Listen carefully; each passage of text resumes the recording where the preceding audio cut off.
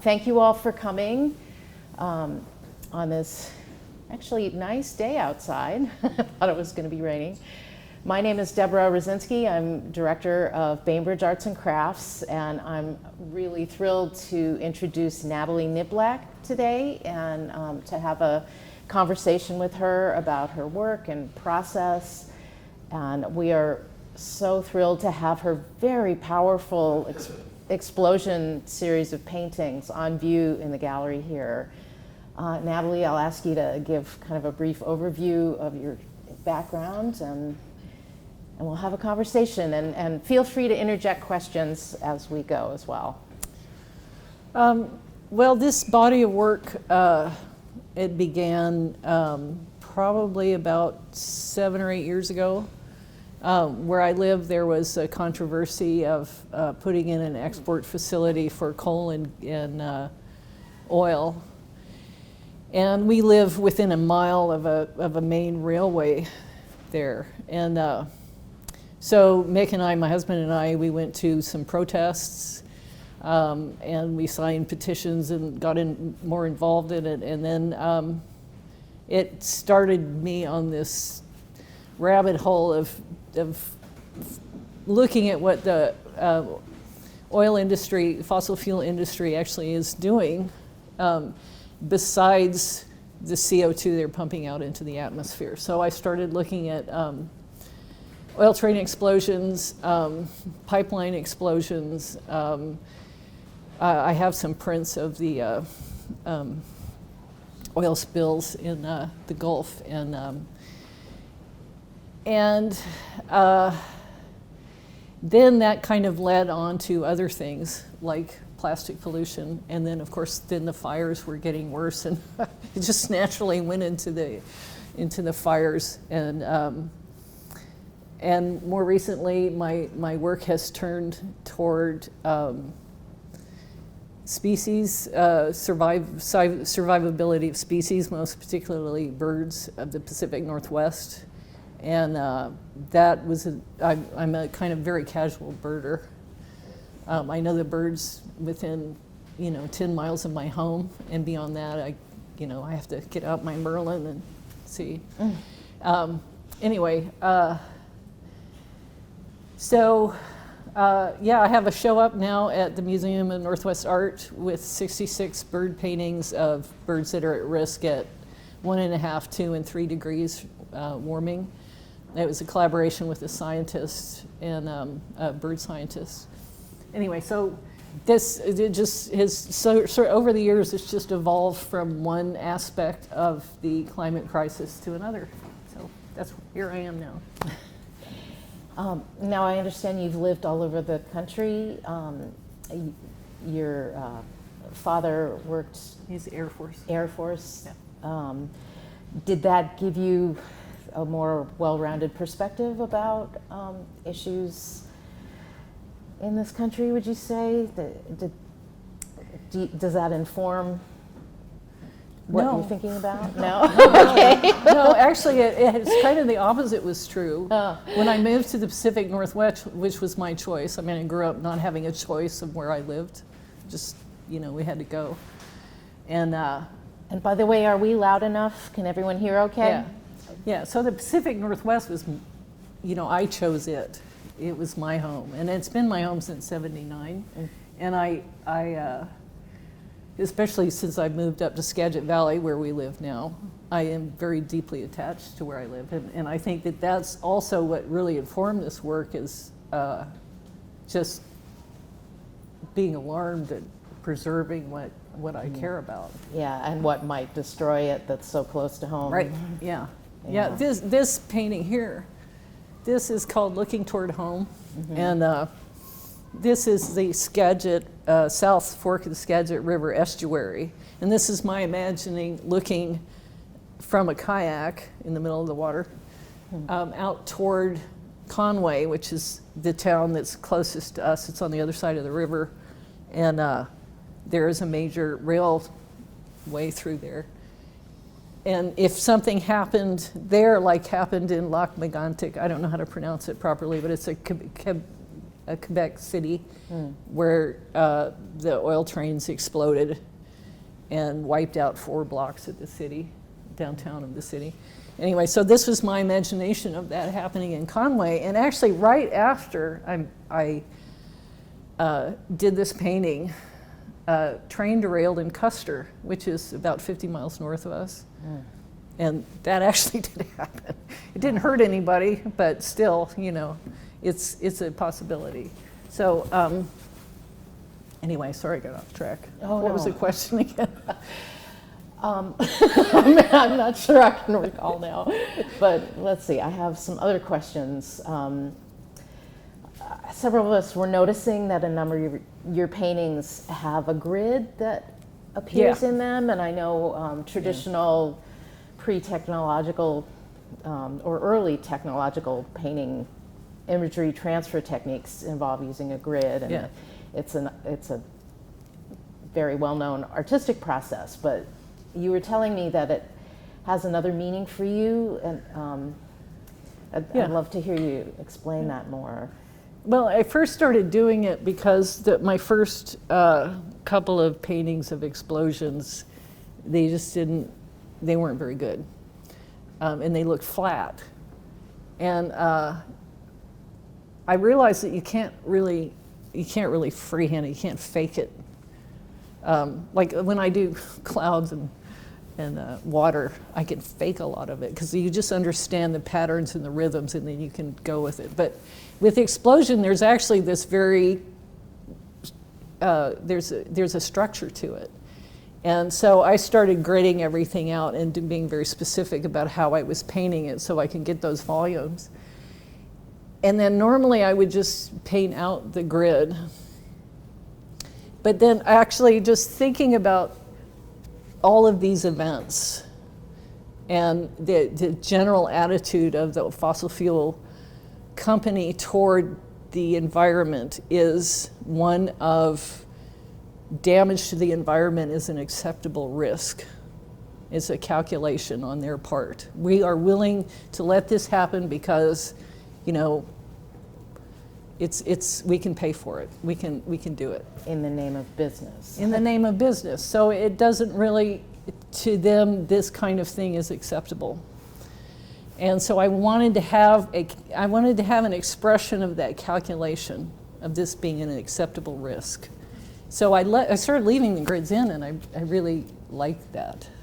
It gives this kind of objectification of the image, like it is separate from you. The emotional impact has this subtle distance from the viewer, which is that's why I left it in. And I think you really accomplished that. I mean, when I look at these, they really draw me in, and there's this seductive quality, and then there's this repulsion feeling that's so powerful from what it's actually representing. But then just the shapes themselves, if you didn't know what they are, they're beautiful and fascinating. But then it's disturbing, and you know, all these layers hit you. That means it works. Yeah. And then this piece Good. has this crackle Yeah. to the surface. Yeah, that was actually a happy accident. Ah. I was experimenting with grounds and trying to move away from an acrylic ground because it's a fossil fuel, and I don't want to be a total hypocrite. So, I mean, acrylic paint is made from fossil fuels. It's a kind of plastic. It is basically plastic. So I went back to traditional ground, which is rabbit skin glue. This is made from animal hide. It's animal hide glue. I don't know if they actually use rabbits, but that's what all the great masters had behind theirs. So I tried that on canvas, and it totally didn't work. It just cracked. But I was planning on this painting anyway, and I thought, wow, that's it looks, you know, it has that look of being too close to a heater and starting to. Yeah, it looks intentional. Yeah, well, in the end it was, because I had that ground down, and I went, oh, okay, I'll do that. So, yeah. I know there's a similar kind of. Now I know how to do it if I really want to. similar materials are used for chipping glass surface away, like for people who do gold leaf on glass effects. Yeah. And the pieces where you've got water and what's under the water surface, these clown figures appear in a number of them, and they really seem like social commentary. Yes. Yeah, that's us. That's you and me. That's all of you people. You know, we're the consumers. We participate in this, what is happening here. Whether we approve of it or not, it's inevitable that you cannot go through your day without using fossil fuels either in plastics or driving your car or, you know, the way we live. It's and so it may not be the people in this audience, but this is just the mindless consumer of like, I'm going to go for the cheapest price. You know, I'm going to go for Costco or whatever because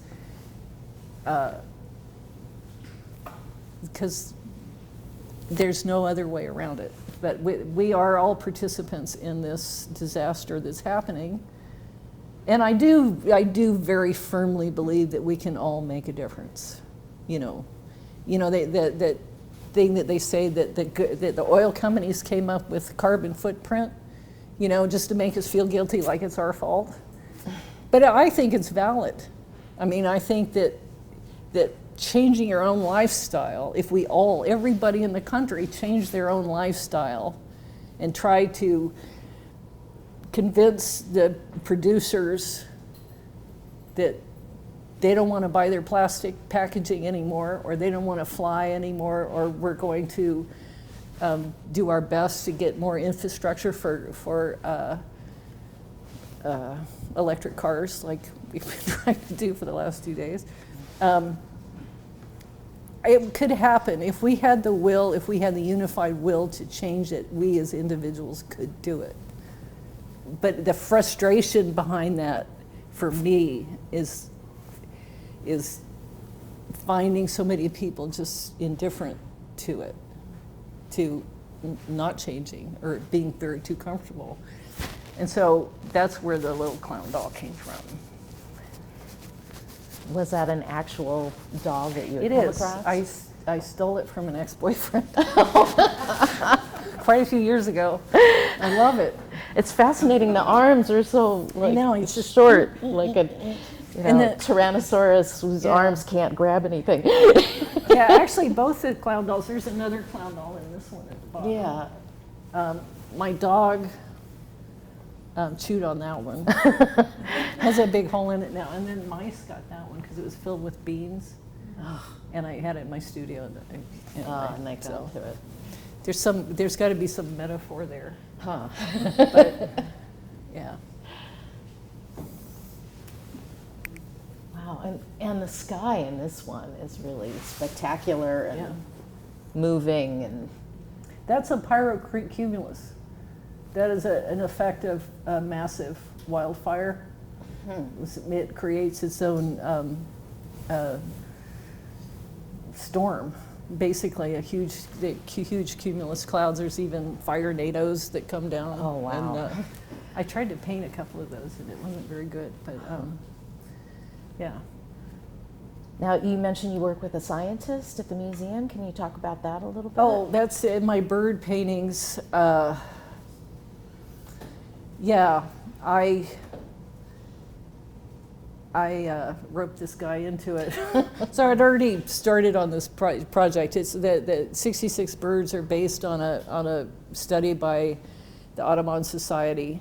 And when I read that study, I was like, oh my God, these are some of my favorite birds. I think I need to make work around this.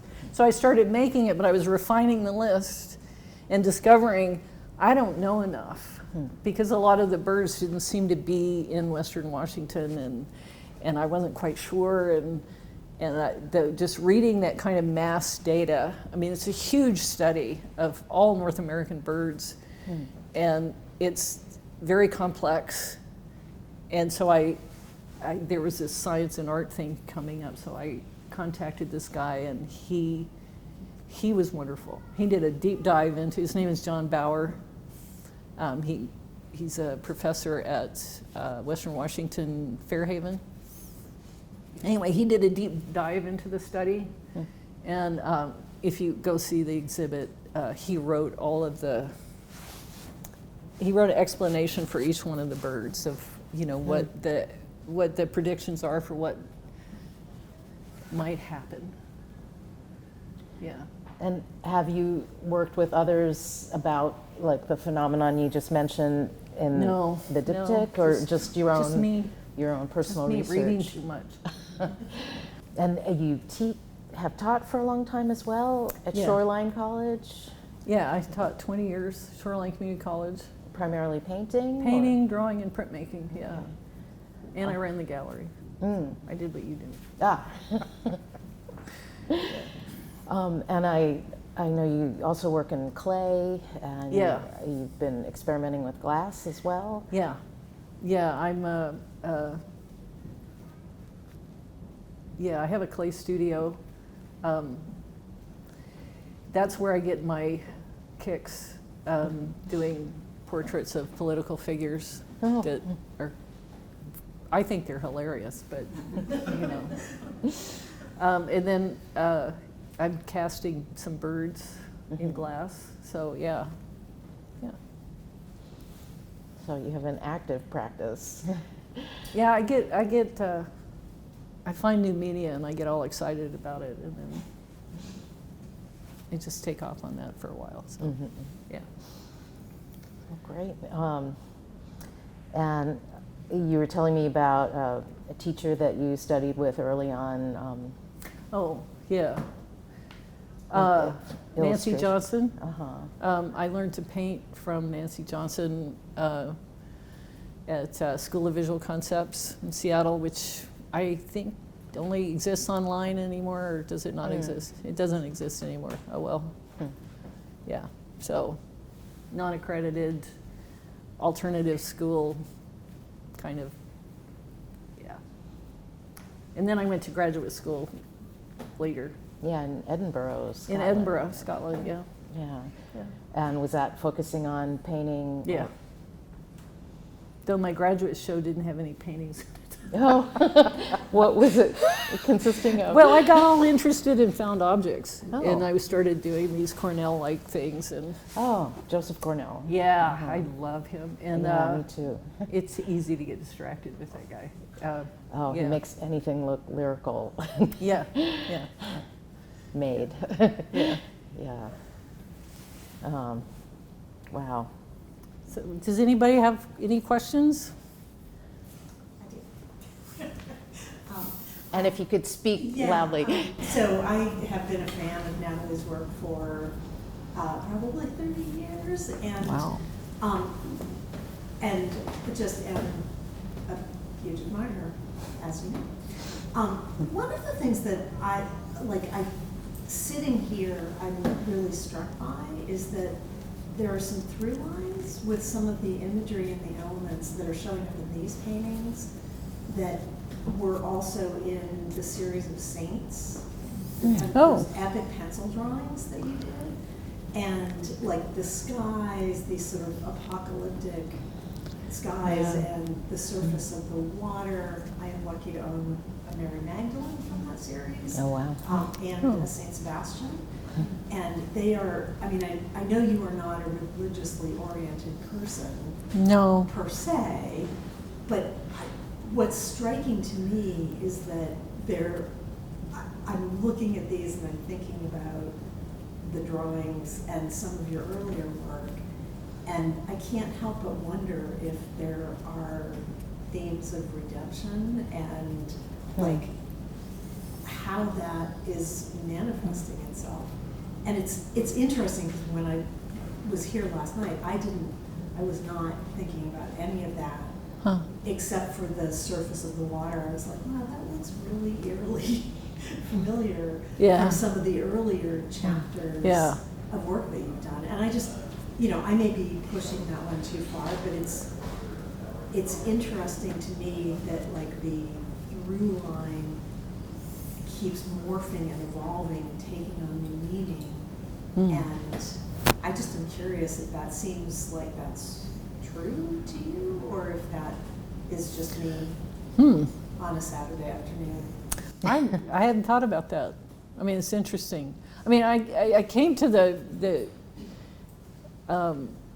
work you're referring to, the saints and the Magdalene and all that stuff, mainly out of a love for painting. Right. And Italian, obviously.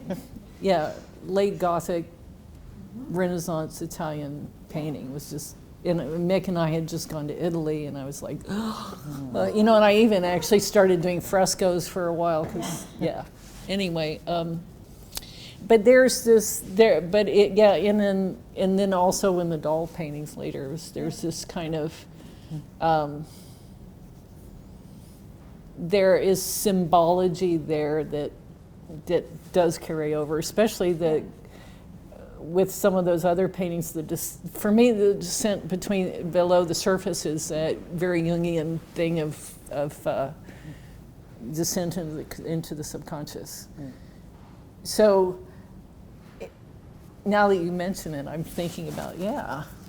You know, it's like these are our dirty secrets. You know, there's you can see the damage above the water, but there's the, you know, the vast Pacific garbage patch is kind of our dirty secrets. It's like, yeah, that's interesting. Thanks, Ellen. Now I have to think about that one. There's a question way in the back. I just wondered if you could talk about the car paintings. Oh, yeah. Well, I think as many people are talking about now that one aspect of climate change is the inequality of who it affects and who is perpetrating most of it, which is like the top, 1%. I think I just read an article the other day about the amount of CO2 that is put into the atmosphere by private jets, and how often people who can afford private jets are using them. And the inequality of poorer nations who contribute very little to climate change, they are feeling the effects much more strongly. And in our country too, the people who are more disadvantaged are feeling the effects of climate change much more strongly. So that one I did, it was during the Black Lives Matter protests, and also the Extinction Revolution that was happening in England, a lot of the action that was going on there. And it seems to me in history, revolutions evolve when the moneyed classes and the poorer classes get further and further apart. And that always leads to revolution. And things like this happen. So that's kind of where the burning, and that's the first thing people set on fire, right, is the police cars. So anyway, yeah. Any other questions? Yeah, you mentioned your excitement when you're engaged with the new medium and media. What you alluded to with the casting of birds. Can you tell us a little bit more about that process? Just because you mentioned a hint of it earlier, Yeah. and I was like, "What? How do you?" Yeah. Well, I actually read the short story in the New Yorker called Ghost Birds. And it was a beautiful short story. If you ever look it up, but it was referencing the birds that after all the birds are gone, there are these people who go looking for ghost birds. Anyway, the story's irrelevant, but it put this image in my head of ghost birds, and I thought, well, what if I take an actual dead bird and I cast it. And when I mentioned that to some friends, it's amazing how many people have dead birds in their freezers. Because I got tons of them. Yeah, there you go. And so The local taxidermy chapters. yeah. So I started casting them with silicone molds, and the whole process, which it's making waxes, and then you make a silicoplastin mold, and then you fire it with glass. Lost wax process. Lost wax process, yeah. So they're beautiful. They're very delicate and very sad, which was the intention. I mean, I don't do charity work, except the Trump stuff. That's funny. You gotta laugh, right? You gotta laugh. If you don't, you'll cry. Yeah. So I have these little ghost birds in little bell jars, and they have a little shadow painted on them of the flying bird. It's very sad and lovely. Yeah. Are those on your website? Yeah. Photos of those birds, Yeah. Thanks, Mick. It's all on my website, yes. And I will also say that the political ceramics are on your website also. Yes. New ones recently, like the QAnon shaman, which is like perfect. Yeah. But I just got done with them. They're so good. Thank you. What's his name? Rupert Murdoch. Oh. Yeah, I can't wait to finish that guy. We can't wait to see it. Well, I'm thinking of doing Billionaires. But, There's a few I to choose from. did Bezos, but it wasn't very good, so I have to redo that. Have you seen the Vogue photo spread of him and his fiancée? It's just kind of creepy. It might inspire some new work. Oh, okay. Maybe I'll take a look at it. Yeah. I have a question. For this particular work, which involves so much, obviously, kind of human-made disaster, is there intentionality around not including images of humans in the body of work? Yeah, very much so. And even why I used clown doll instead of, I mean, you wouldn't want to have dead people floating in there, but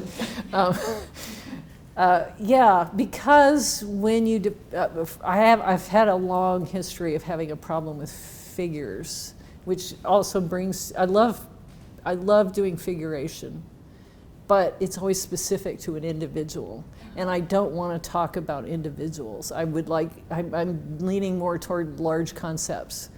So to have a person in these, it would be about the person. It's not about The general. yeah. It's not about what people are doing. It's about the specific of that, Yeah. Good question. Yeah, great question. Any others? Well, thank you so much, Thank Natalie. you. That It was was fun. really amazing to hear all the sides of what's going on in your head as you do this work. Thank you for sharing that with us. Yeah, thanks. Thanks for coming.